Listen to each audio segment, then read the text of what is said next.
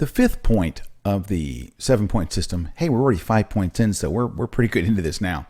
The fifth point of the 7-point system is adding clarity and vibrance. And the reason why they're a point of their own is I add clarity to almost every single image. I add vibrance to a lot of images.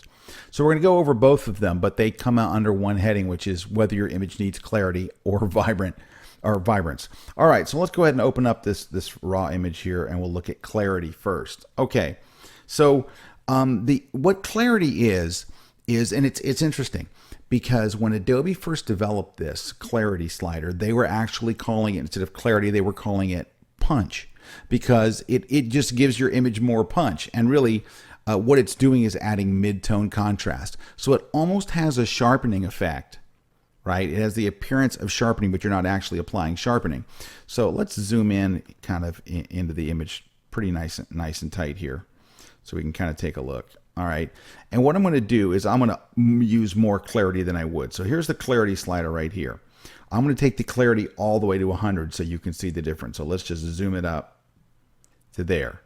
Now look at the difference between before and after. See how everything kind of snaps to? Look at the detail, for example, in the bricks over here. Watch, before and after. Everything just kind of looks punchier. It almost looks like we've sharpened a bit. Now, I don't generally apply a 100% of clarity.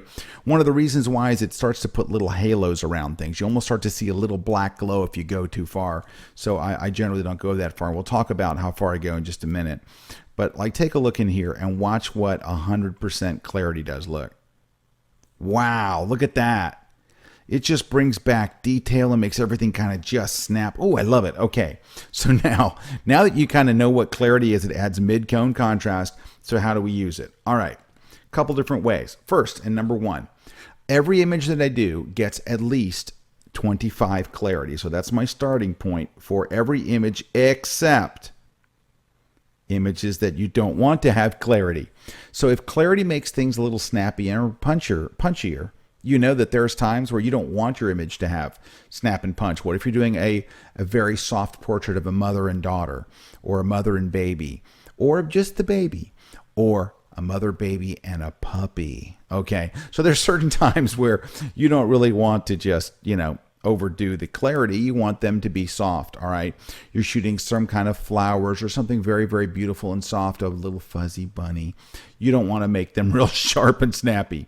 So outside of those situations, everything gets 25. Now, if I will increase it up to 50 on a regular basis, if the image has got a lot of edges on it, okay? So if it's, got a lot of detail, sometimes you can get away with as high as 50. Now, if it's an image like this, like it's architectural, or you're doing a cityscape, or you're shooting a motorcycle, or a motorcycle engine, or the engine of a car, or something that's just got all kinds of detail, then I'll crank it sometimes as high as like 60 or 70. But that's pretty much as high as I usually go. If you go much higher than that, you will start to see all kinds of halos and stuff. But look, that's a pretty punchy amount right there. So just to recap, my starting point, 25. I'll bump it up to 50 if it looks good. How do I know if it looks good? I drag it from 25 to 50 and look. All right, then if I know that it's the kind of image that loves clarity, which is something with a lot of edges and something with a lot of detail like this, then I'll slide it all the way over to 60 or 70. Okay, so it is totally a visual thing. It's not something that I can say the proper number for every photo is 22. I just have a range. So my range is 25 to 50 and sometimes a little bit higher. So that's clarity. Now, let's look at the other thing, which would be vibrance. All right, so let's open up a shot of my buddy Dave here. Another vacation snapshot, and it looks very snapshotty indeed. Okay, so what vibrance does is really pretty amazing. It is the much better replacement for saturation. Saturation is bad. Saturation makes all the colors real colorful. Watch. Ugh. Dave has a sunburn. The trees look weird green. His skin looks weird.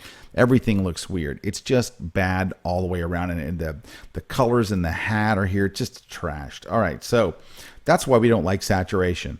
If I use saturation, it's usually to take color away, to make a black and white or some kind of a tint where there's just a little bit of color in there or something like that. But vibrance is much better, and here's why. I'm going to explain to you what vibrance does, then I'm going to show you. So what vibrance does, it has a special mathematical algorithm, and here's what it does. It takes colors in the photo that are dull, and it affects them the most. It makes them a lot more colorful. If there are colors in the image, like maybe in his hat or something, that are already fairly vivid and fairly colorful, it doesn't affect those nearly as much. It moves them a little, but not much.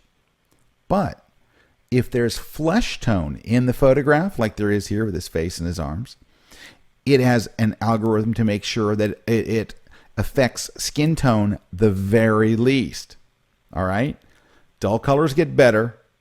Vibrant colors get a little bit of adjustment. Flesh tone gets the least adjustment. So to make this more vibrant without destroying it, I would use vibrance instead. So I'm going to add quite a bit of vibrance here. All the way up. Look, I'm in 50 something, and look at his skin tone. Looks good. But look at the jeans. Look at the trees. Look at the Grand Canyon back there. The whole thing is starting to look better. Watch the preview here. Watch. See? Look at his jeans. Watch his jeans. Oh, they're blue. They're actually blue. All right? So it all gets more vibrant and colorful, and it's I think a big improvement. I know a lot of photographers that apply it to every single photo. I know of one photographer who sells this stuff to a stock agency, big stock agency. He sets his vibrance at 12 for everything. It just gives it that little bit of oomph that makes things more colorful. So I love vibrance. Anytime I'm doing landscapes and stuff, I know I'm going to grab vibrance just to really bring the colors and make them punchy. Now, in the original book of the 7-point system back for CS3, I used to go to lab color and then go to apply image and use all these different modes and stuff and all. And now vibrance does most of the work for me. So I rarely have to go and do that actually inside of Photoshop. Okay, so that is the 5th step of the 7-point system. Only 2 steps left to go in the system, and then we're going to start applying it in a bigger way. But wanted to get you through those now because those two are really important. Clarity and vibrance, it's an important part of the whole process.